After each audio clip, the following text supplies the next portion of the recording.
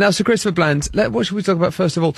Scott, well, we were listening to Ed Miliband and Tony Livesey there in Scotland. In a recent interview with The Big Issue, you, as former chairman of the BBC, chairman of the BBC Governors, I think as it was called then, you were chair 96 to 2001, alongside Director Generals John Burt and Greg Dyke. But you told The Big Issue recently that the breakup of the BBC in the event of a yes vote for Scottish independence would be tragic. So in Scotland, the plan, the SNP say, is to replace the BBC with a new Scottish Broadcasting Corporation. That's their plan, isn't it? Yeah, and it's a really bad plan. Why? But this sounds threatening, and I don't believe we'll persuade the people of Scotland to vote no if we threaten them. We need to point out the positive reasons for having Scottish creativity as part of a big broadcasting organisation. And television in particular, but also radio, requires scale to do really well. Scotland isn't big enough to support a really good broadcasting corporation on its own. And neither is Wales, and neither is Northern Ireland, and actually neither is England. We need all four parts of the United Kingdom to have a really strong BBC. Don't they say that with this new Scottish the idea for the Scottish Broadcasting Corporation, it would still take a lot of BBC programmes, wouldn't it? I think that's the idea. So they would still see they still get EastEnders and they still get Top Gear. And well, would they? I thought that was the idea. I don't know. Maybe their idea, but that, like everything, has to be negotiated. I think they'd find the SNP had a mutiny on their hands if people were denied Top Gear and EastEnders. They were. And deservedly so. I know. Now, so you were chairman of the BBC in 1996 to 2001. Here we are in this sort of new look broadcasting house, which I don't know how much money it cost, £1 billion or something. Too much. Too much. Were you involved? Because things take a long time, right? I'm guessing when you were here at the BBC, were you involved in the decision to expand this building? Yes. And was that a terrible decition in hindsight? No, it was a great decision. All that, £1 billion? No, we didn't. Of licence fee payers' money on a bigger office? We didn't approve £1 billion. We approved, I think, speaking from recollection, about 300 million. And we were going to pay for it by selling off surplus properties elsewhere. And it got out of hand. The BBC didn't control it properly. The architect got sacked. Actually, at the end of the day, what you do have is a wonderful-looking building that blends, I think, beautifully with the rest of Portland Place and Old Broadcasting House. Yeah, it does. In that sense, it's a great achievement in the way it looks and blends in, but that amount of money, no one can justify it, particularly now when the BBC is looking at a licence fee settlement in 2016, which in real terms is very likely to mean some kind of cut. Whether it stays where it is, which is a cut, of course, factoring in inflation, or it actually gets cut, or the government say, well, let's roll in some broadband costs. They're struggling. I think the BBC's had to make something like 25% cuts across the board. And not long ago, in a decision triggered by yourself, £1 billion was £1 billion was spent on a bigger office. I didn't trigger a decision to spend £1 billion. What do you think? You set it in motion. Well, I didn't set £1 billion in motion. I set £300 million, which was affordable. Do you think £1 billion is a disgusting waste of licence fee payers' money on a big office? I would never use the word disgusting. It's too much. Okay. And as we say in Ireland, that's eaten bread now. Right. We've got the building. It's a fantastic building. We spent too much. Let's move on. The BBC always finds it hard to move on.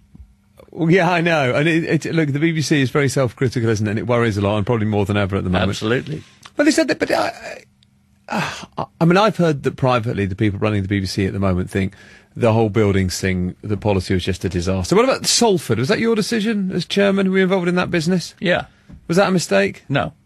Why not? Because it's important to decentralise some of the BBC. It's incredibly inside the M25 and centric. Yeah. And of course what happens is you decentralise, everyone's in favour of the idea, nobody wants to go there. But over time, that will settle down, and you'll find more talent from the regions getting proper expression, not just in Salford, but in Scotland too, where also they got a new building. But that BBC Glasgow building, it's enormous. Yeah, but people tell me it's empty most of the time. Did you see the old one? Did you see the old one? Yeah, it wasn't fit for rats to live in. But you didn't need to build a palace in Glasgow for the BBC to broadcast from. You had to build a decent building that would last a long time, and I think that's what they've done. Typically, this show, for the last couple of years, I've been presenting in Salford. I mean, not always, as you can see. But when we were in London, this is an interview show. When we were in London, I would say 85% of the guests were in front of me. And I would say, based in Salford, 85% of the guests are down the line. I know. And that's the problem with decentralisation. People won't move. But we've got to get over that in the United Kingdom. We've got to get people to realise Manchester isn't as far away as Berlin. No, that's true. Just a couple of the BBC issues. We've got there's obviously the chairmanship is very confusing, isn't it? You were chairman of the board of governors. Is that, and now you have a chairman of the trust, and that's a setup that you've been critical of, and that's because it's quite confusing. A regular company like BT, that has a chief exec and a chairman, right? And the idea of the chairman is you have a hand in executive decisions. But I guess it's also partly regulator, isn't it? Isn't the idea of chairing a board that you are a bit of an internal regulator too? Is that correct? Not in the regulatory sense. And BT had Ofcom as its external regulator. No, but you're chairman of a board, right? And you have your non-exec directors, so they're busy doing other things. Isn't the idea that once a month or whatever it is, they come in and you have your agenda, and at that meeting you might say to the chief exec, who's there every day, I'm afraid you're paying such and such too much money. Isn't that a form of internal regulation? Yeah, but it's not regulation in the broadcasting sense or the telecom sense, but it's a form of internal control. Yes. That you can argue the BBC lacks because of its present structure, because the chairman of the BBC Executive Committee, that takes most of the decisions on appointments and salaries, is also the Director General, which is a structure that wouldn't be tolerated in a corporation. Yeah. It doesn't work well. So the chairman of the BBC Trust doesn't make executive decisions anymore? No. And None. not only that,